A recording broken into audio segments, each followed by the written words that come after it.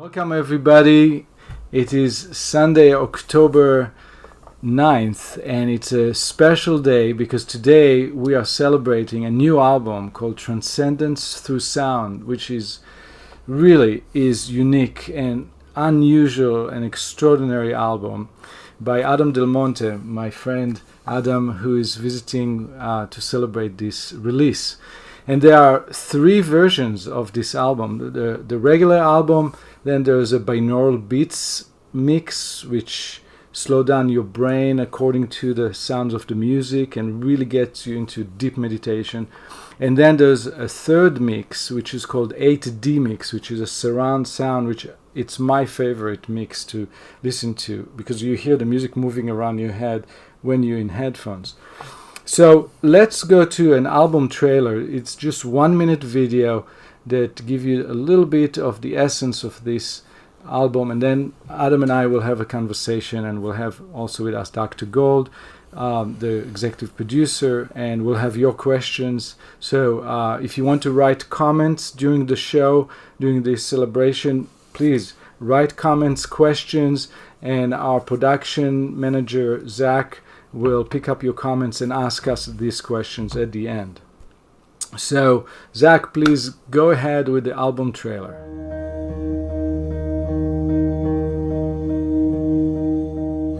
The method of meditation for this music is simple. Just follow the music and let it wash over you. Be in the here and now and allow the music and its purpose to bring you peace. The idea of creating Kabbalah music, or finding the connection between the Hebrew letters and the notes, came about as a result of a desire to try and find a unifying field that connects both my musical interest and my more mystical, metaphysical interest in life and the world.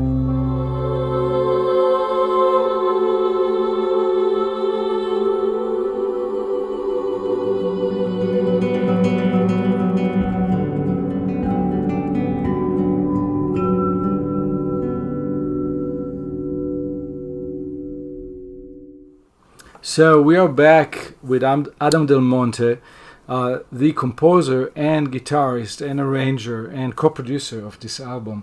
And Adam, when you came to me, I think we were in the beginning of the pandemic, we had a session for one of the albums that I was doing for Metamorphosis Music. Yeah. And you said, at the end of the session, I think you said, we should work on a project together. And then this whole thing started. And what, for me, when I talk about this project, I try to explain to people about this project is that it's a unusual and extraordinary meditative journey. And I wanted you to try to explain, first of all, why this album is different than any other album, any other meditation music, any other kabbalistic music. There's something in the making of this music, the creation of this music, that is unusual, and I never heard about any album in the world. I'm not aware of any piece of music that ever been recorded that was created with that kind of process that you introduced to me and you're introducing to the world through these three albums. So maybe, we're going to get in depth into it later in the show, but if you had to summarize in 2 paragraphs, 3 paragraphs, what is the unique thing about the creation of this music? Yeah. Well, there were like 18 questions in that question, and you want me to be brief with it. So, yeah. So first of all, I want to thank you for you and Dr. Gold for taking on this project because I conceived of this idea like 36 years ago when I was still living in Madrid. And the idea of writing, creating such a concept in the first place, I think stems from a very fundamental place of wanting to communicate something very particular. It was born in a moment where, I was having a very hard time, both financially and just life in general was very tough. My 2 children were just born in Madrid. The mother of the children, my then wife, was very ill. And so things were very desperate, so I would escape into meditation and prayer and all kinds of, very isolating moments every now and again to just try and find strength. And, but during that period, in the Jewish community in Madrid, to make ends meet, I took a little admin job, the rabbi offered me an admin job to make phone calls and to do all kinds of stuff. So, and at the same time, the rabbi would get on my case like the rabbis do, come be a better Jew, come and do this, come and do that. I'm like, yeah. So in order for him to understand where I was coming from, I told him, look, music is a spiritual endeavor unto itself. And he couldn't comprehend why, and I said, well, because this, because that. And to explain to him the ecstasy that an artist feels, or that a musician feels what he plays music, to somebody who doesn't do it for a living is a little bit of a far bridge for them to imagine. So I was determined to find a common language that he would be able to understand. What is music to me, right? So I said, how can I bring this home to him in a way that he can understand? So I had prior to this challenge, I had sort of encountered a connection between astrology and music. A very, very almost simplistic way, really, but staring you in the face, hidden in plain sight. We have the 12 signs of the zodiac, and we have the 12 notes of the chromatic scale as we know it in Western, subdivision.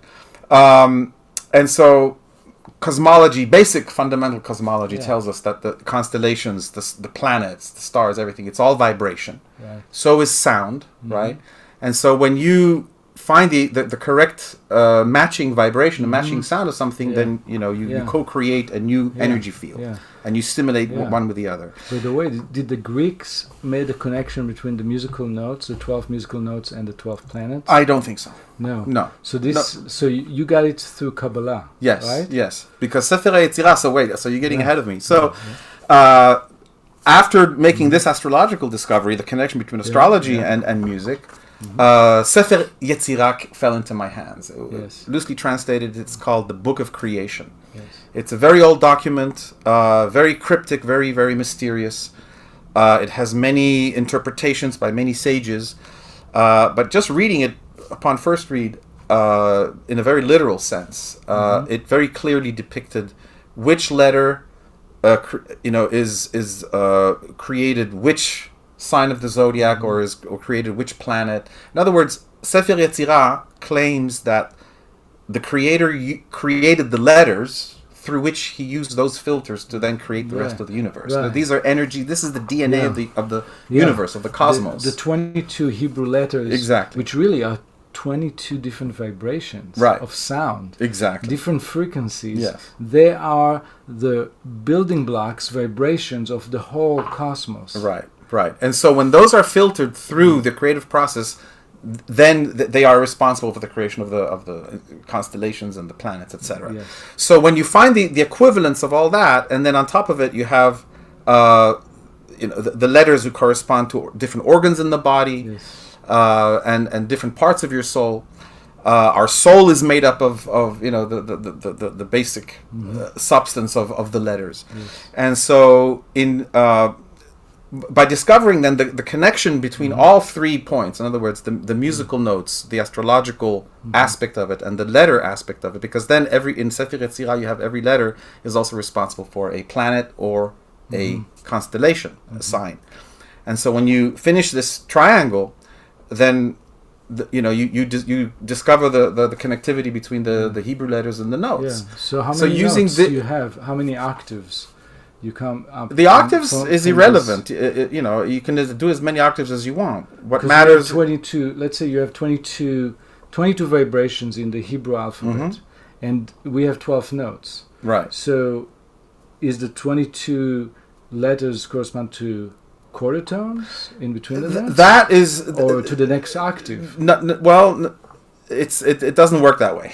It's a very different system. There's a system of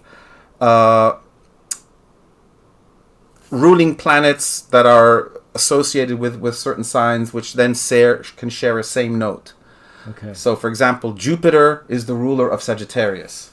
in which case they would share the same note. The same note. Yeah, so Okay. that's how you have certain equivalencies. Yes. Yeah. So it's much more complex. It's much more complex than saying, okay, the first letter in the alphabet it's the first note. No, on not the at all. piano. Not at and all. The second note is the second note. Not at all. Aleph is A sharp. You A know, sharp. not C or anything Not like that. C. You So would there's think- it's based on a yes. completely different template. Very complicated. Yeah. So let's hear. I wanted to share a screen and give people a sense of some of the music that comes out of these calculations that Adam started being engaged with back in Spain and then continued in Los Angeles. So I'm going to share a screen now and we can hear a little bit of the music from the album. This is from the Blessings from the Tree of Life.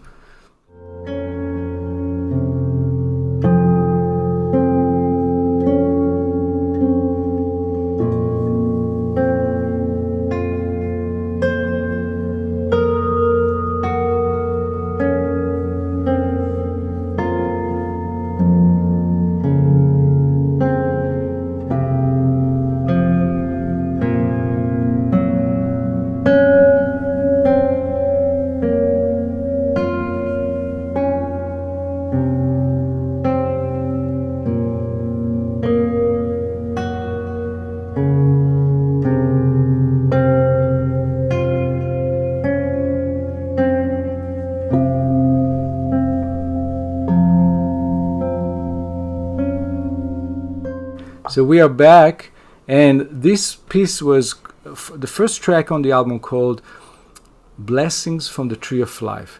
Adam, this section, where these notes come from? What does this? What are the Hebrew words that gave you these notes? So this particular section that we just stumbled upon was it's a combination of the name of God in various permutations. So we have this is the name of God, Yud Hey Vav Hey. Okay, Yud Hey Vav Hey. Right, and then here it is again. And here it is again. Right, so it's the exact same notes, but in slightly different order, different octaves, different combinations. So that's the idea of really of playing with this. The concept is that you're given wheat, but it's up to you to make bread.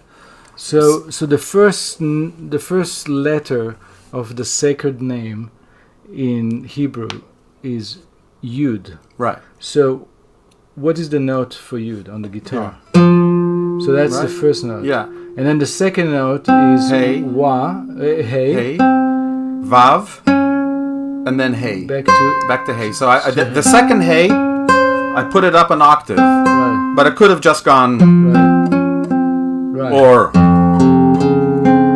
Right. So you can play it in any way, also in different orders. Yes. Right. So the idea really is it's very Hasidic in concept, right? You take you take one chord, right? So the way to contemplate the Creator and the way to connect with the Creator is through the playing of this chord, right? And to immerse yourself in that sound. And you can play with it in any kind of rhythm and tempo that you want. You know, if let's say you're in a very reverberant hall, so you can really take advantage of the reverb that comes back to you, and it, you know, resonates so much bigger, everything. Right. So in a way, the composer of this piece is both you and the one who created the Hebrew letters and the Hebrew words, right? Yeah, it's working within a certain system. Right? It's finding the logic within a system. Yes. That sort of generates a specific vibration that is there in potential, waiting to be played. Yes. The co-creative aspect of it is that the artist or the musician gets to choose, you know, what order you want to play those notes in, what octaves you want to play them in, what rhythm you want to play them in, how do you connect them, you know, and then and also this philosophy, you can be very strict about it, you can be very, very conservative about it, and only, or very pure, where you only play the notes that are given, or you can use it as a compositional template for beyond that, where you take the basic germ, the seed of what is given, and then you compose around that. You can create scales around that. You can create melodies around that. You can deviate. You can choose how far you want to deviate from the I'd like to share a screen with another piece, and this one is originally it's the Tikkun of Rabbi Nachman, right. the mending yourself, repairing yourself. And we gave it a different title at the end. But this is an example of two guitars. You recorded two guitars. So the two guitars were two different words, or it was one word in different ways? It's the same word in a different voicing in order to give a different point of view. So let's hear that. I'm going to share a screen. I'm going to go back to YouTube for just a second so we can hear this second piece from Soul Awakening.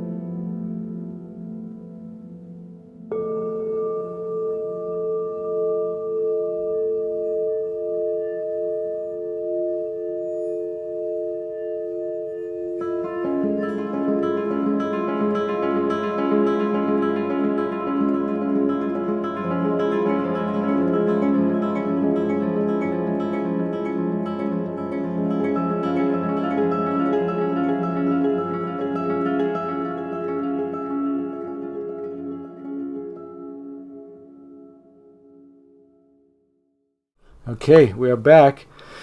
This piece that we just heard, Adam, I noticed that there was something that was not a guitar, and it's something like a bell. How did we get to include these, what's called singing bowls or Tibetan bowls? How did this idea came to you? Well, as you may or may not know, the guitar has one of the shortest sustains of all instruments, right. And that is but even though it has a small sustain, it has a beautiful response of harmonics, of the series of harmonics, depending on what note you play, of course. And when you capture that with a good microphone and you add reverb to it, it only amplifies that harmonics potential that exists in the guitar. But in order to even further enhance, the resonance of harmonics and to create, more responses that in a way open, I kind of got a sense that when two harmonics clash and they create this very fast sort of sonic vortex almost. It's almost like a vortex that if you follow that particular byproduct of two harmonics clashing, it kind of leads you into another space in your brain, right? Another dimension almost. So the best thing that I know of that creates amazing harmonics are Tibetan bowls. Yes. And I wanted to mix those two. And very few, I was actually very surprised to see how the bowls and the guitar complement each other in terms of timbre and color and everything, especially in a controlled environment like that. But what I was more surprised to find out is how well they complement each other as instruments. Because not many instruments sound really good with the guitar. The guitar is very alone. Other instruments either bury it or distort it or somehow interfere with the frequencies, with everything. But the bowls just have this beautiful way of letting the guitar be while at the same time enhancing it and adding so much to it. Now these particular bowls, they are not from a sampling library. They're not from anywhere but from real live master of singing bowls named Frederick Riskin, who's a friend, and he's an avid fan of singing bowls, and he has a very rare collection, a very high-end collection of alchemical mineral bowls that were created for him. So the maker was melting copper and silver and gold and other minerals and glass, and by melting it and having the right proportions of the different minerals, created those bowls that Frederick played for this album. Right. And they have an amazing response. That's amazing sound. Yeah. And it was recorded in stereo. You know, I went to his, he has a music room under his house, which is like a basement under his house that is soundproofed. And the sound that came out of this room, you know, with those balls is just so beautiful. Let's hear one more example from the album, and that's where we hear a third element, the voice. So we're going to hear the incredible voice of an incredible singer, and we're going to talk and introduce her name in just a second. So here's an example from the third track, which is called Meditation for World Peace. I'm going to share a screen.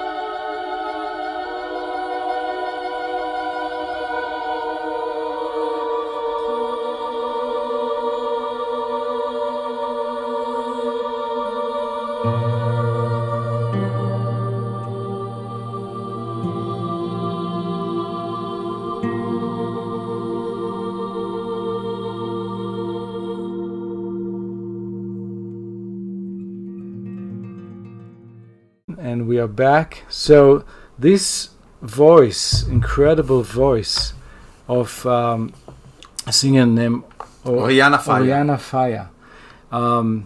So where the words and the notes came from that she sings on this track? What's the origin? It is the tail end part of the Kaddish, which is the prayer for the elevation of the souls of the deceased.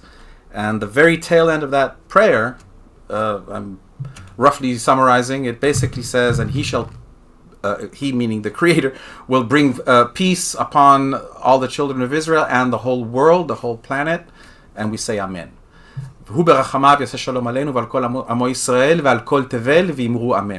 So this text, it's a prayer for peace, and so I took every single word that I just said and just expanded it and opened it up, used the voicing, also interlacing it. Here, for example, I took a little bit more liberty in the second half of this piece. The first half is very pure. What you hear is the pure words of the sound, the sounds of the words.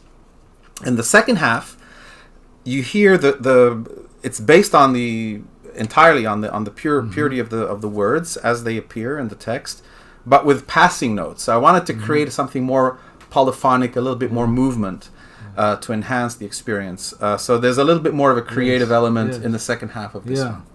You know, I listened to this music so many times because I was there recording it and mixing it, editing it, especially mixing it, spending so many days and weeks listening to it. And at the end, I had an incredible experience where I just lay down on the floor here in my studio and I put it in the speakers and I just surrendered to it. Rather than working on it, I was really surrendered. I was on my back in shavasana position, like a surrender position, corpse position in yoga, and I just let the music do it to me, like a sonic massage. And that was an incredible experience because I felt that the music was really attuning my body.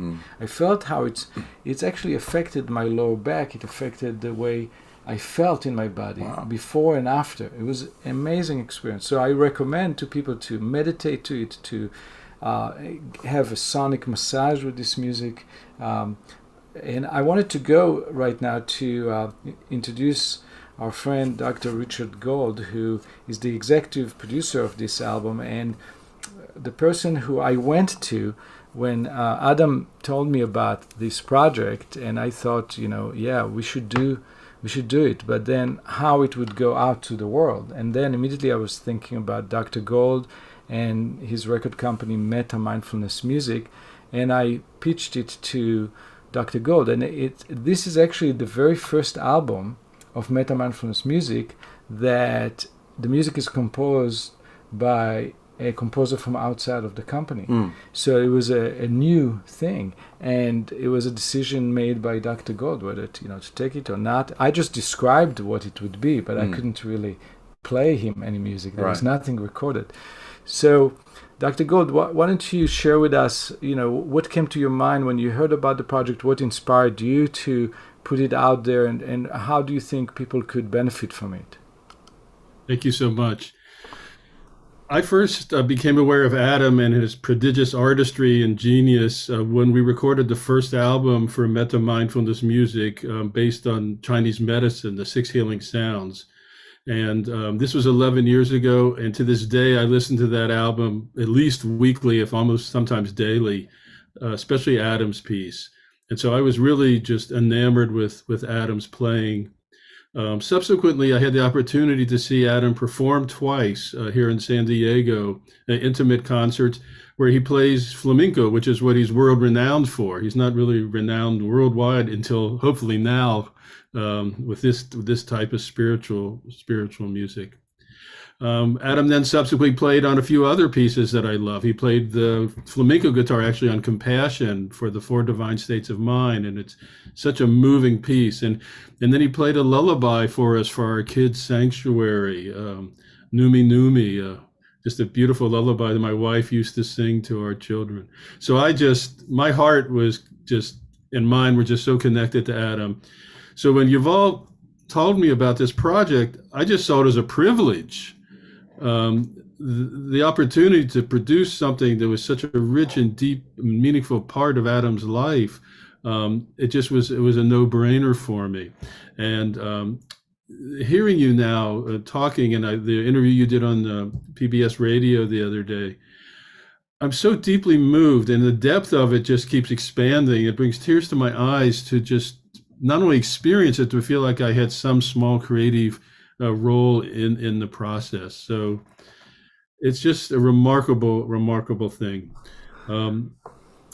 So that's really the mission of our Meta Mindfulness Music company and project is to use ancient wisdom traditions and modern neuroscience to bring more loving kindness and more consciousness to the planet.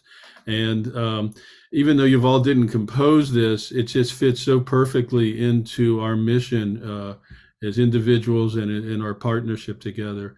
So once again, Adam, just thank you so very, very much. May you always stay so creative and the depth of your vision spread to the world. And thank you so very much. Thank you, Richard. Thank you. Thank you. I'd like to ask Zach to share with us a short video that shows the artwork, so we can focus a little bit more on the artwork, and also we're going to see some quotes from people who heard this music and their reaction to the music. So please go ahead, Zach.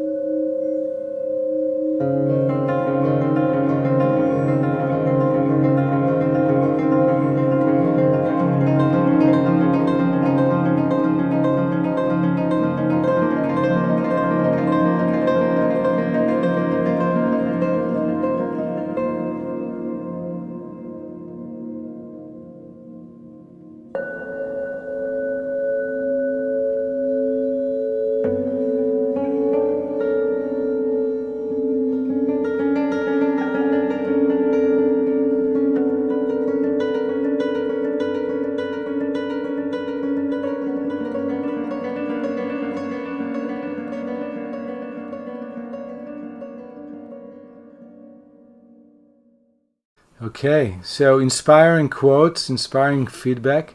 And I wanted to mention the designer of this incredible design of the cover. It brings the image of both the Tree of Life, and also somehow it looks like a floating, flying Tree of Life in the night skies. And it reminds me of the element of the Merkava, chariots of lights flying overhead, coming from the stars and the celestial skies. And this is an image that the designer Yael Pardes came up with, and I'm very grateful for Yael for designing this cover. Very beautiful cover. And, Beautiful and cover. There's a school of Kabbalah that is based on the chariots, and there's another one that is Tree of Life. There are many schools, so somehow she brought it all together. She combined all the several schools. So we now going to go to 3 short excerpts that Zach prepared for us, where you could see and hear the musical notes written on a page. Especially if you're a musician, you're going to be able to enjoy this. You're going to see the first excerpt from the first track called Blessings from the Tree of Life, 30 seconds of the beginning of the piece with the musical notes written, and you're going to hear the musical notes. Please go ahead, Zach.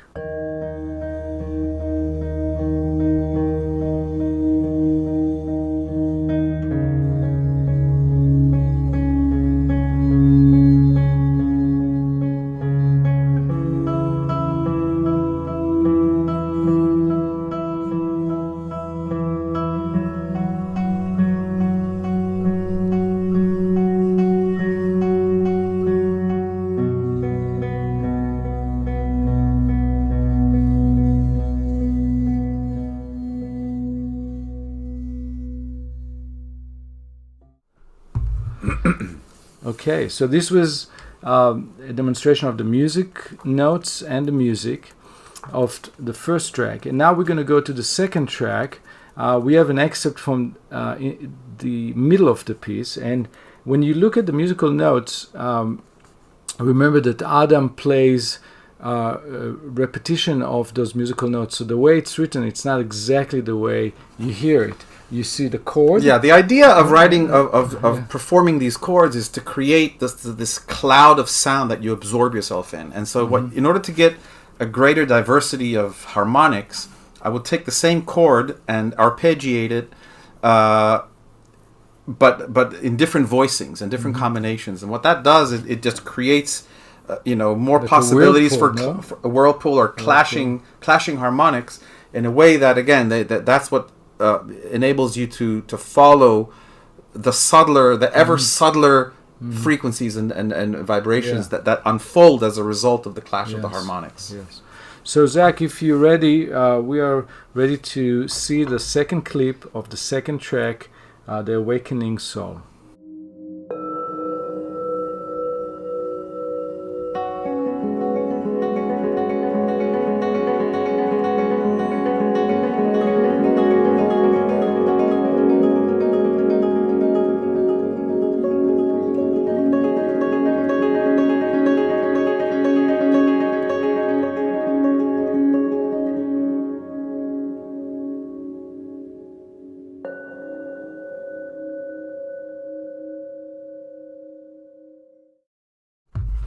Okay, and now we're going to have the pleasure of watching the third track, the very opening of the third track. You're going to hear the singing bowls, and you can see the notes that the singing bowls are playing, and then you're going to hear the singer comes in, and you could see in the score the words Oseh Shalom, which the singer sings, which means maker of peace, and that's the beginning of the prayer for peace from this third track, Meditation for World Peace. So here we go. We are ready for you, Zach, whenever you're ready.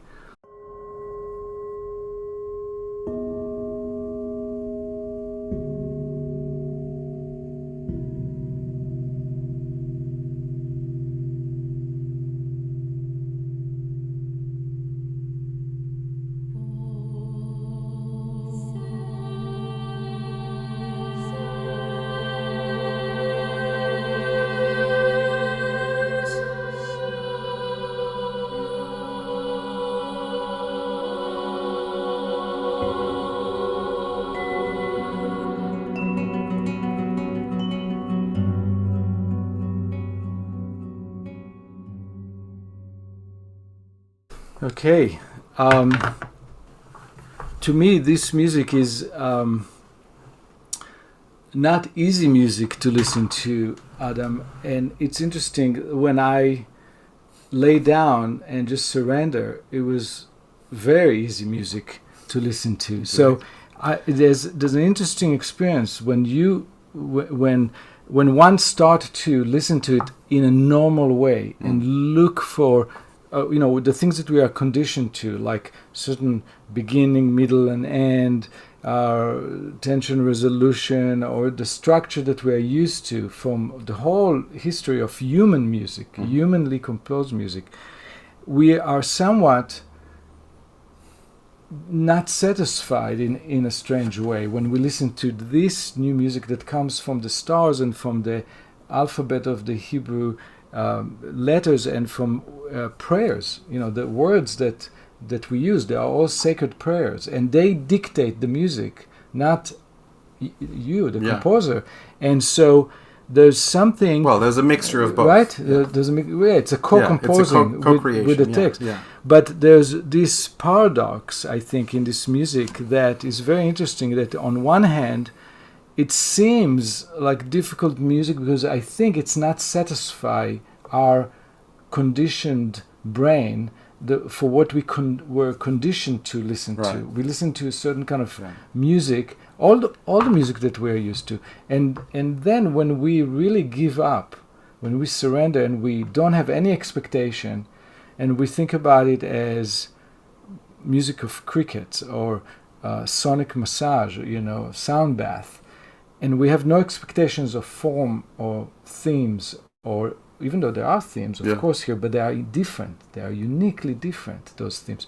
So how do you see this tension that I feel in this unique music between being hard to penetrate to or to be affected to, on the other hand, if you just make a switch in your head, it is very accessible. It's immediately affecting you. Yeah. So, sonic conditioning is something very powerful because it's those are vibrations, those are sounds that we acquire over time, and they're culture specific as well, very much culture specific. So, the conditioning and the expectations that we have, especially in light of, let's say, many types of music that are used for meditation, the intention is right away to try, the desire, right? What tends to happen is that composers right away go for the sweet chords, the nice sounding sounds, to put you at ease, which is great. It's very important. It serves an absolute purpose. There's no doubt about that. And I used to and still listen to those kinds of meditations sometimes, with specific ideas and reasons behind them.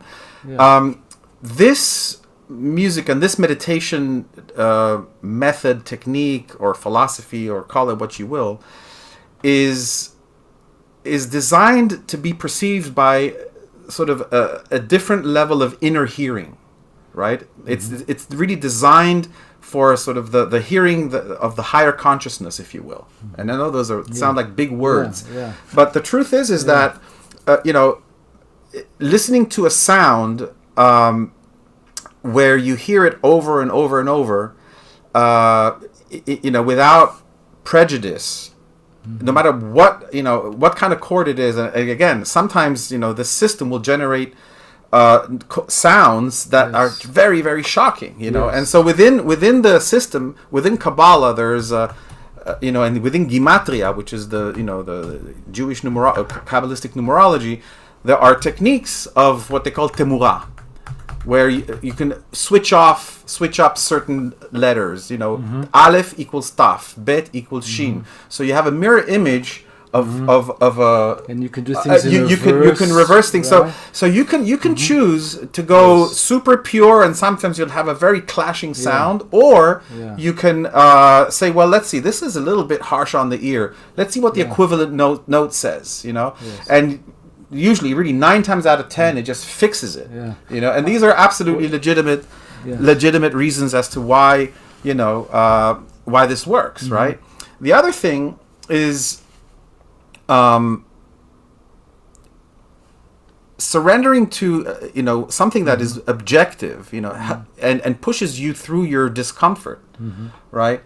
The only way to grow, right, is to push through discomfort. And like you said, I think I remember when I first shared this music, and some of the chords, you would call me, Adam, this chord is sounding too crazy. Are you sure? I said, sorry, man, this is what it is. Too dissonant to this. But when you arrange it in a certain way, and you put it together in a certain way, and you space it out in a certain way, and you add the bell in a certain way, all of a sudden the biggest dissonant just harmonizes and just becomes part of truth. The truth of the sound of the matter. And so when you absorb that, all of a sudden, our very human parameters of what is nice, not nice, good, bad, all it disappears, and you're just facing the sound of truth entering you, and you accept it because you feel that it's true, and you resonate with it, and that helps you to accept it. Do you think that it would be accurate to say that because this music is not 100% humanly sourced, meaning it's maybe half human, like your humanity is here, your intellect, but there's elements that compose this music that are not human, and that is why it could be difficult for us humans to let it enter our mind, or because it's not 100% human, and we are humans, and so we are entering something that is beyond us, and that can be challenging. But define human, because the human aspect of us is what we know, the physical body, the nefesh, the lower soul, the animal soul, if you will.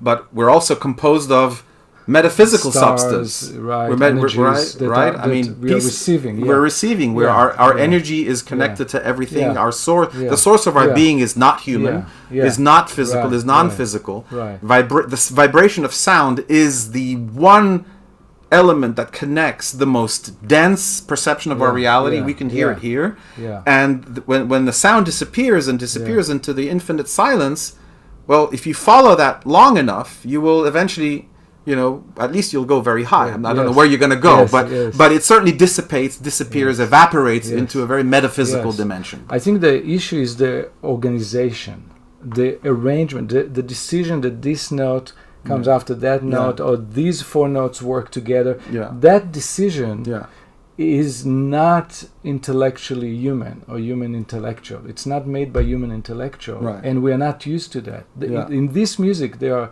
musical arrangements Yeah. that are beyond human, and that is not the kind of music that, all the music that we have heard in all human history, except for nature sounds. Yeah. But the music made by humans, Yeah. for humans. Is a conscious choice the composer made because he likes it or he wants to express right. that. Yes. And they are conditioned by society traditions, and which are all human traditions. Yeah. And here there's music that is organized in a way that is much more close to nature and planets organization than our human Aesthetic. aesthetic organizational decisions. Yeah. However, And so that's what makes it so unique, in my opinion, so extraordinary. Yes. But Because it's like taking a bath in the stars. Yeah. It's like if you say to somebody, today we're going to have a sound bath, but not played by a musician in your yoga studio, but we're going to take you to the stars, and you're going to be up there in the heavens, and the stars will bath you with vibrations. Right. That's what I feel this music offers. Yes, and the key to, at least for me, I can only speak for myself, but the key that this system, how true is it? Only God knows. But I obviously wanted proof, some kind of proof, or some kind of, again, proof with big quotations. Not scientific proof, but some kind of feedback that I was on the right track.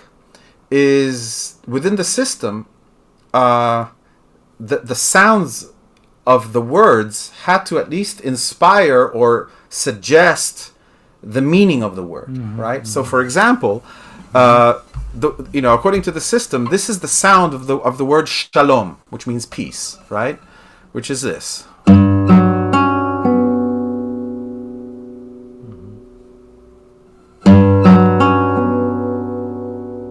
Right? So the overall sound of that to me is very relaxing. It's very peaceful. But the other day on the radio, John Schneider mentioned that but it's made up of like Major seventh. of a major seventh, which is a dissonant in classical music, in theory, right? But in the context, in the overall context of the rest of the notes, this dissonance is the edge of it is taken off by the overall vibration of the meaning of the word peace, right? This to me sounds very peaceful. I don't know. It's complex. And it's complex. It's not simplistic peace. Right. No, of course. It's complex. Yes. Yeah. For example, what love? Ahava, right? So this one here, this that means in love. ahava, Love in Hebrew. love, right? So.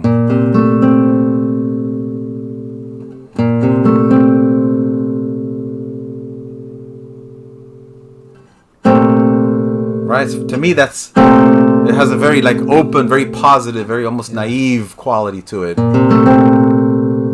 Right. Let's look at the word bitachon, which means confidence. Right.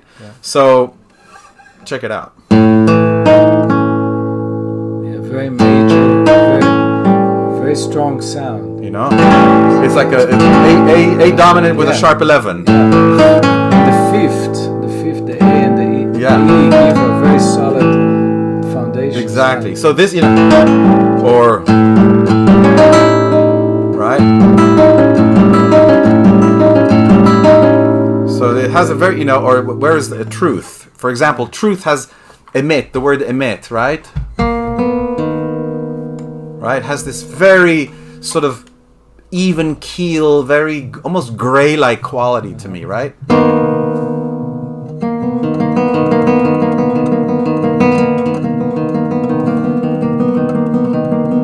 And abundance. Abundance, It's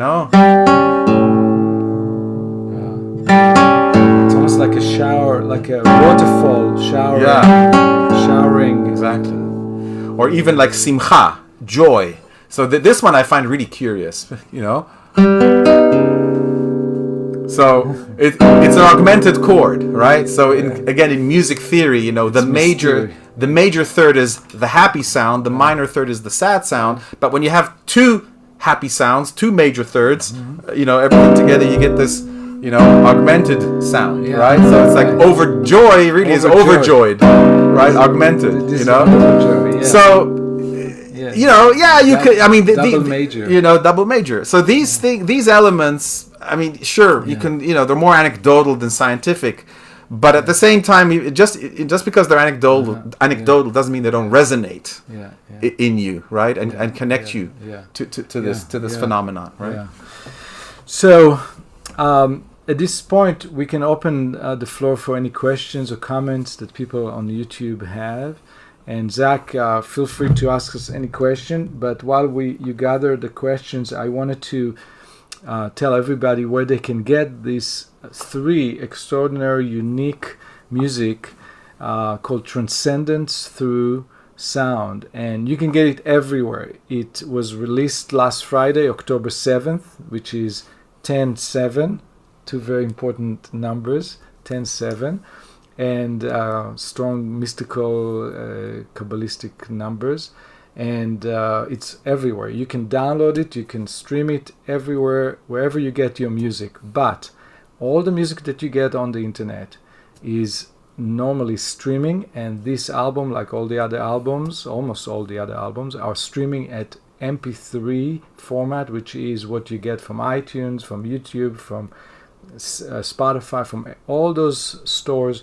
You're getting MP3 files which are really low quality. So you can get this music as you get all your other music on low quality sound. But if you go to the website of Meta with double T, metamindfulnessmusic.com, you can get this music as high quality CD quality wave files, which is the higher digital quality file. It's available only in digital, but you can choose to get it on the high quality sound with the full vibrations, with all the vibrations that were recorded on metamindfulnessmusic.com, or you can go and get it on low resolution, low quality music that you have. All the music that you're listening to on YouTube, it's low quality, and except they have few albums on high tier, on YouTube. They have special niche category. There's one website called Tidal that have a little bit of selected albums on high quality. But I highly recommend that you don't just stream it and listen in lower quality, but go to metamindfulnessmusic.com and get the high quality and make sure you listen to it with headphones. Yes, because that's the whole point. So you can listen to it, the regular album you can listen on stereo system, you can listen on headphones, you can listen it makes anywhere great you want. Background music and very calming. Just don't drive with it. No, don't drive with it. It's kind of hypnotic. Don't operate machines while listening to this music. It's very hypnotic. And the 2 albums that are binaural beats, and then the 3rd album, which is 8D mix, these must be listened in headphones, otherwise you don't get the effect. You can listen to it on stereo, but you're not going to get the binaural effect, you're not going to get the 8D effect. The 8D is the surround sound. It's so beautiful to hear it in surround sound. 8D mix, you can get it all everywhere, but I recommend go to www.metamindfulnessmusic.com, and you can go to Adam del Monte website, and probably they're going to be a link taking you to Meta Mindfulness Music to get the music. You can look up Adam del Monte. What is your AdamDelMonte.com. AdamDelMonte.com, and I don't have it connected yet. Meta Mindfulness Music. I'll make the connection. So enjoy this music. And before we go, any questions? Zach, is there any comments or questions? Yes, Ryan was wondering, when is the best time of day to listen to this music? That's a good question. Is there a recommendation, Adam? Yeah, The question was, by the way, if you didn't hear, the question was, what is the best time of day or night to listen to this music? Yeah, it really depends what you're looking for. It's clearly a distressor. I would recommend mostly in the afternoon, really. because if you start your day with it, then you're not going to start your day. You're going to be totally spaced out, unless that's what you want. Yeah. You know, it's the new wake and bake, but sonically. You know, it's the Bedouins wake up in the morning and they start exactly smoking so in the Sinai desert. Exactly. So What else is there to do in the desert? So some people want it right. There is no right time, really. So- but I so- mean, you know, it's a great de-stressor. It's also if you. You know, it's a great tool for you if you meditate regularly, you know, and you have your specific times, you know, you may want to interchange it with your regular meditation method, whatever that may be, whether it's Vipassana type or TM or whatever. You can mix it up, or you can do it after, you know, after your regular meditation. You can do it before your regular meditation to put you in a certain mood. But, you know, after work, after a long day's work, it's ideal. Transformative. Yes, yeah, yes. completely. Yeah, I know of some people that go home from work and then they have to use some substance when to switch from work to be with their family. They have to drink or they have to take drugs. They have to switch. I would recommend trying this album. It's organic, it's natural, it's the sounds of the cosmos. It's gluten-free. And it's gluten-free. and that would change, that would purify, that would filter the energies, whatever you had in the office. This music will filter it out, and you're going to be peaceful, you're going to be attuned, you're going to be connecting to nature through those sounds, because those sounds comes from nature. It comes from the planets. Okay, if there's any other questions, we'll entertain it. Zach, let us know. Yes. JJ88 was wondering, what were your favorite parts of the creation process in this music? So there was a question, what was the creative segments or parts, Or the favorite part of the favorite parts in the creative process of this album? The whole process. Recording? Recording. I remember the recording we did with the two mics. Yeah. And discovering, we did testing. Yeah, all of kinds like of this mic, so that mic, or with this different positioning. positioning. Yeah, that I was mean, the kinda whole fun. process was fun. Every single aspect of this process was, you know, fun and necessary. Was inspiring. There's no one particular aspect of it. You know, I just see it as one entire thing, just made up of different components. Yeah, there was a section, you know, for me, we started with a very memorable session where Adam and I brought, both of us had a very good microphone, and we both brought it to the studio and we put it together, and I rigged a special kind of unusual miking techniques that I just dreamt of, and it really doesn't exist anywhere. And I rigged something that made the mic work in a special way to emulate the way we hear sounds through our ears. And we tried it with Adam's guitar playing Tree of Life, and that sound was so beautiful. And that's the sound that you have on the first track. And I believe we recorded the second track with that technique. And so that's, for me, was my favorite time. And then at the very end, when I lay down on the floor and I listened to the whole album laying on my back without any judgmental, without any analytical ear, I took off my engineer hat off. Yeah. And I'm not listening to every little imperfections or every squeak or every... No, I was just being an audience. As if... And I was tired, and I didn't really listen to it in a way as a musician. I didn't listen to it as a musician. Not or an critical engineer. listening. Not critical listening.